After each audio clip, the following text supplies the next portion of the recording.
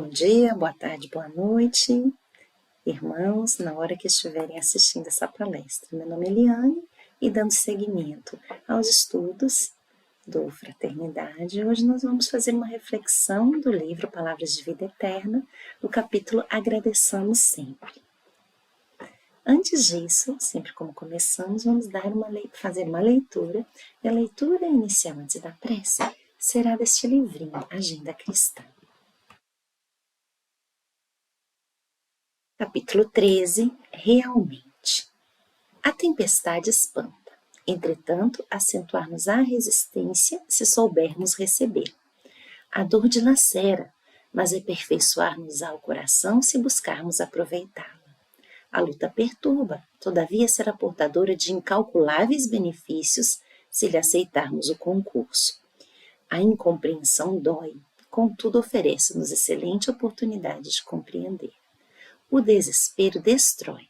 Diante dele, porém, encontraremos ensejo de cultivar a serenidade. O ódio enegrece, no entanto, descortina bendito horizonte a revelação do amor. A aflição esmaga, abre-nos, todavia, as portas da ação consoladora. O choque assombra, nele, contudo, encontraremos abençoada renovação. A prova tortura, sem ela, entretanto, é impossível a aprendizagem. O obstáculo aborrece. Temos nele, porém, legítimo produtor de elevação e capacidade. Pai de amor e bondade, Mestre Jesus amigo, que possamos, neste momento, levar os nossos pensamentos a Deus, nosso Pai, acalmar e serenar os nossos corações e pedir, Senhor, que tenhamos compreensão das lições do Evangelho, que tenhamos compreensão pelas situações e adversidades pelas quais passamos e que possamos encontrar hoje e sempre ensejo, força, consolo na doutrina, coragem e persistência para dar seguimento ao nosso cotidiano, ao dia a dia, concentrados, Senhor, amparados pela Tua luz e, acima de tudo, fortalecidos na confiança do Teu imenso amor. Assim seja, graças a Deus. Bom, irmãos, nessa noite, dando seguimento aos nossos estudos, nós vamos falar sobre o livro e justamente no capítulo. Cada início de capítulo tem uma passagem evangélica e logo adiante são à luz dessa passagem evangélica. A passagem evangélica, nesse momento, a gente encontra na carta aos Efésios de Paulo, quando ele, no capítulo 5, versículo 20, fala assim: dando sempre graças a Deus por tudo, em nome de nosso Senhor Jesus Cristo. Então, vamos fazer a leitura sequenciada do texto e assim a gente vai poder dar seguimento. Muita gente pergunta como se pode render graças a Deus pelas dores que sacodem a vida. Entretanto, basta uma leve reflexão para que venhamos a reconhecer a função renovadora do sofrimento. Atravessaste longo período de enfermidade, da qual te refazes dificilmente, e, se ouvires a própria consciência, perceberás que a moléstia física foi socorro valioso para que te não arrojes lutas de espírito.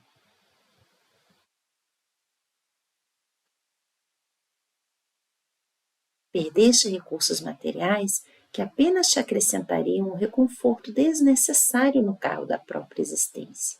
E se te deres ao exame desapaixonado da própria situação, verificarás que ele jaste o peso dourado de enfeites suntuosos que te fariam provavelmente a vítima de criminosos assaltos. Foste surrupiado na vantagem financeira que te colocava em destaque no trabalho, que te assegura a subsistência. E se meditas severamente no assunto, observarás que a suposta humilhação te livrou de compromissos perigosos e arrasadores. Amargaste a deserção do amigo em cujo afeto depositavas a maior esperança. E se estudares a ocorrência em plena isenção de ânimo, concluirás que o tempo te libertou de um laço impróprio, que se transfiguraria, talvez, de futuro em pesado grilhão.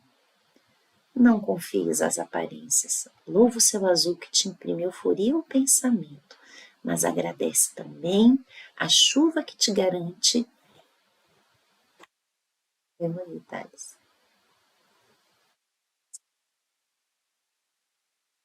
Não te confies às aparências. Louva o céu azul que te imprime euforia ao pensamento, mas agradece também a nuvem que te garante a chuva, mensageira do pão. Mesmo que não entendas de pronto os desígnios da providência divina, recebe a aprovação como sendo o melhor que merecemos hoje, em favor do amanhã. E, ainda que lágrimas dolorosas te lavem a alma toda, rende graças a Deus. Esse é o texto baseado nesse versículo do Evangelho, que é para a gente sempre dar graças.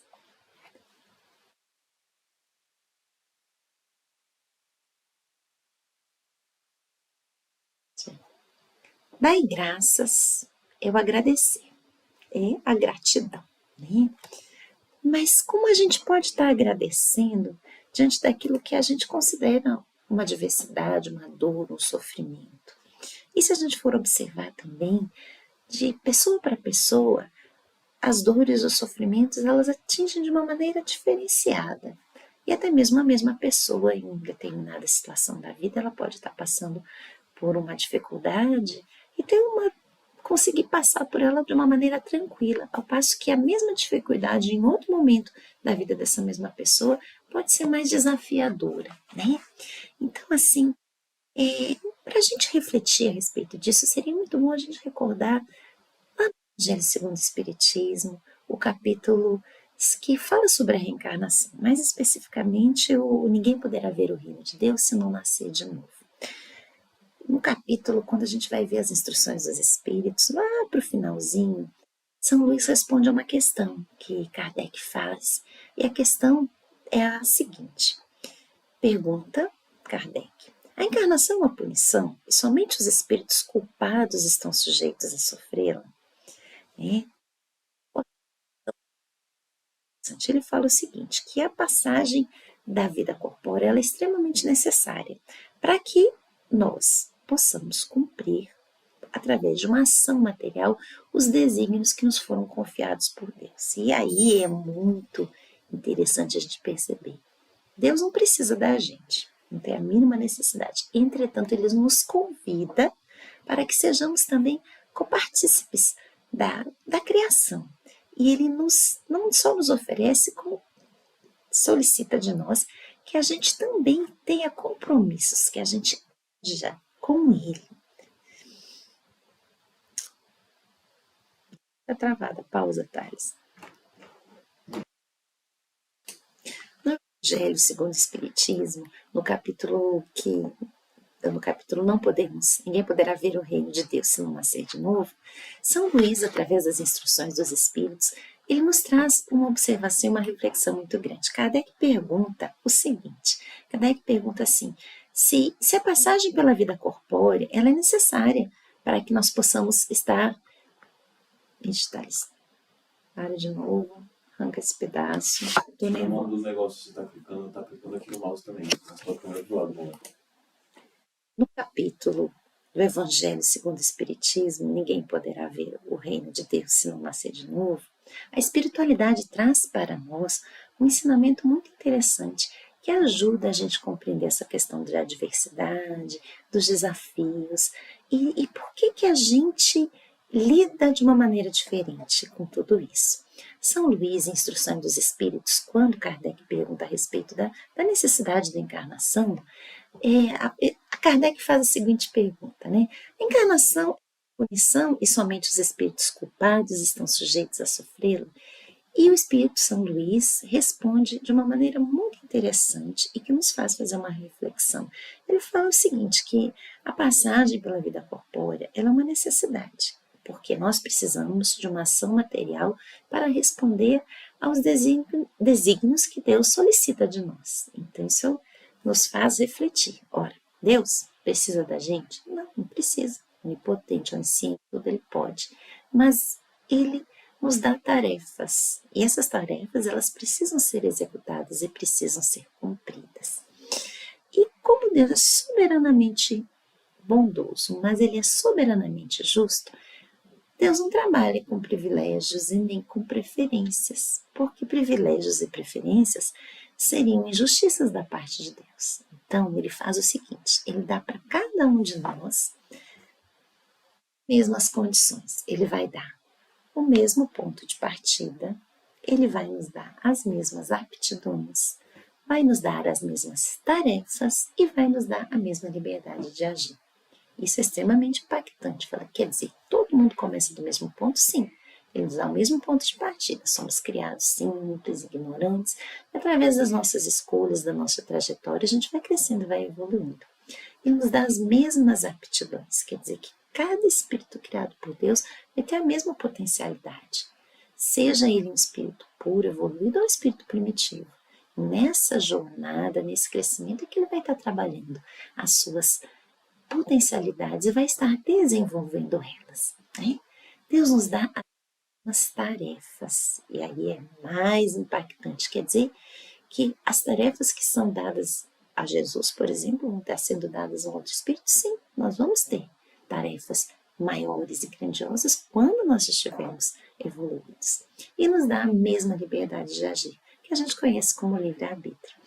Então, assim, Deus nos dá as oportunidades, mas a gente pode pensar assim, opa, mas se Ele está me dando tudo igual, por que eu passo por dores, por sofrimentos diferentes? E como eu lido com elas diferentes?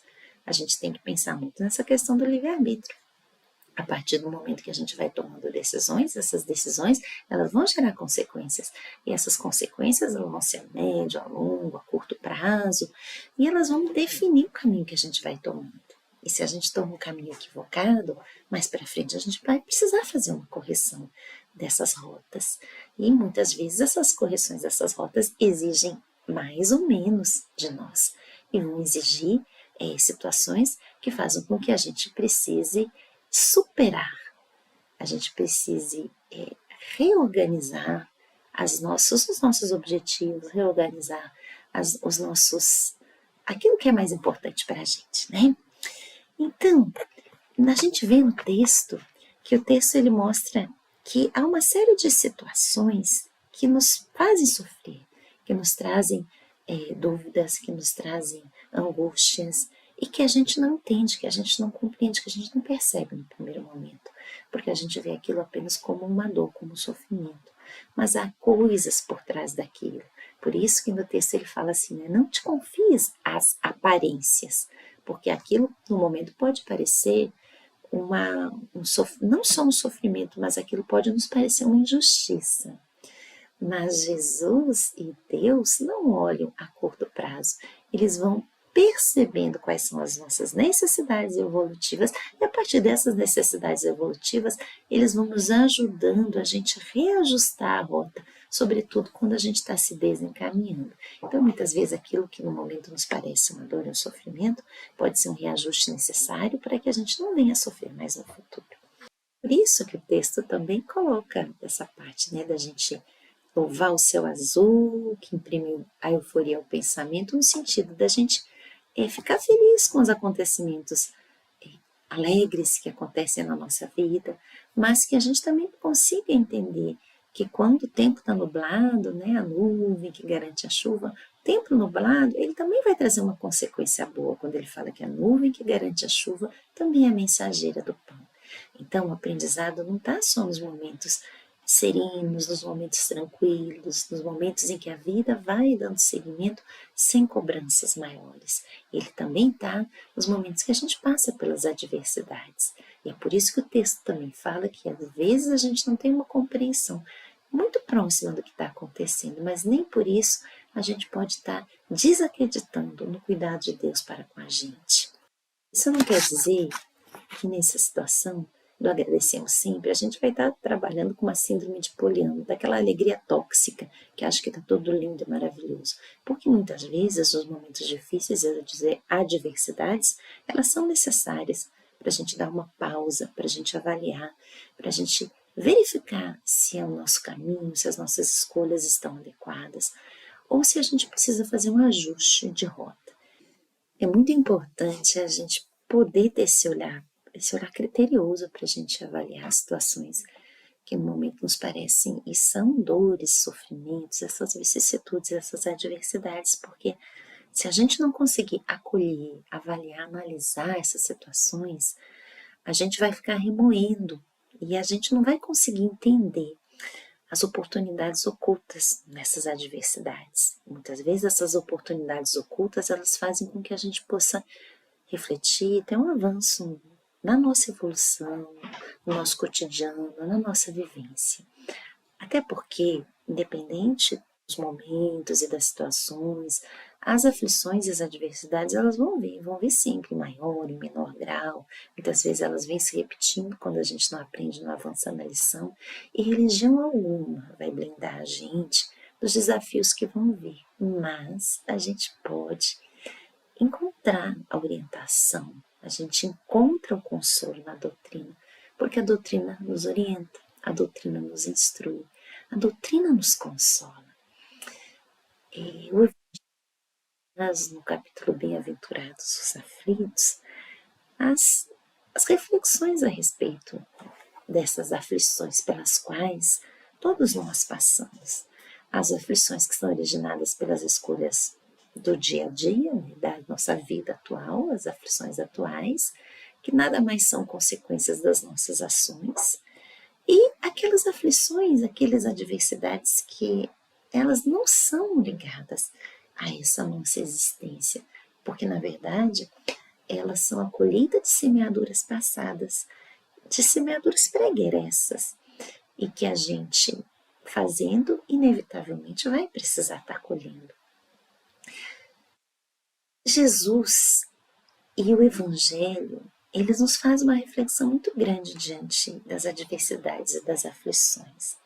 Elas colocam para a gente uma necessidade muito grande que todo espírito precisa ter na sua trajetória, no seu caminho evolutivo, que são a necessidade da obediência e da resignação. A obediência e a resignação é justamente aquela parte lá do Sermão do Monte, onde Jesus vai falando aos sofredores, e ele fala muito de bem-aventurados os mansos e os pacíficos, porque a gente tem uma percepção que muitas vezes a obediência é a falta, ela acontece por uma falta de vontade forte, e que a gente confunde também muito a resignação com uma situação de subserviência, de omissão, de falta de vontade. Entretanto, Jesus vai exemplificando de uma maneira muito inequívoca e muito poderosa a importância da obediência e a importância da resignação, a ponto de no próprio Evangelho segundo o Espiritismo, uma colocação muito grande que fala assim que a obediência é quando a gente tem o consentimento da razão, a gente compreende o nosso cognitivo e a gente obedece. Se a gente for perceber, a obediência não está só para os espíritos que já têm a condição da consciência, a condição do pensamento, né, contínuo. E a gente percebe a obediência na natureza, nas leis naturais. O universo obedece. O universo obedece às leis divinas. E a resignação é consentimento do coração. Jesus, o tempo todo, ele vivencia, ele vai explicando, vai ensinando, e vai mostrando isso através das suas atitudes. Em momento algum, Jesus se aparta dessa exemplificação de obediência e de resignação para nós. E a gente traz também hoje aqui um livro de Joana de Ângeles, que é o Homos Libertadores, quando ela fala justamente dessa parte do Evangelho, que fala sobre obediência e de resignação. Ela vai trazendo para que a gente tenha uma compreensão mais próxima do nosso dia a dia, do nosso cotidiano. Ela começa mostrando os exemplos da natureza, né? Falando que os sóis que gravitam e tem os planetas em volta deles, eles também obedecem às diretrizes das galáxias. Que a sinfonia, quando a gente ouve uma sinfonia harmoniosa, é porque também existe uma obediência, tanto das notas musicais quanto dos instrumentos, com relação à pauta musical, com relação à regência, à hora de cada instrumento entrar e de como eles são executados para que dê essa harmonia. E ela vai mais além quando ela fala que as máquinas que a gente conhece, né, do cotidiano, do dia a dia, elas só trabalham se houver uma perfeita obediência e submissão às engrenagens, aos seus próprios mecanismos. Assim é com a saúde do corpo, assim é com a saúde mental da gente. A obediência ela acaba sendo uma necessidade, um elemento essencial para a ordem, para o equilíbrio e, acima de tudo, para o nosso crescimento. Joana de Ângeles, ela coloca ainda mais, ela ainda coloca que somente as almas que são verdadeiramente disciplinadas é que são capazes de obedecer, e em sendo disciplinadas, elas são capazes de seguir as orientações do Pai. Talvez seja por isso que Jesus, na oração dominical, ele tenha esquecido de colocar o seja feita a vossa vontade, quando a gente se coloca numa posição de obediência em relação aos desígnios do Pai. Lembra quando a gente falou no início que Deus ele coloca para cada um de nós uma tarefa na obra da criação?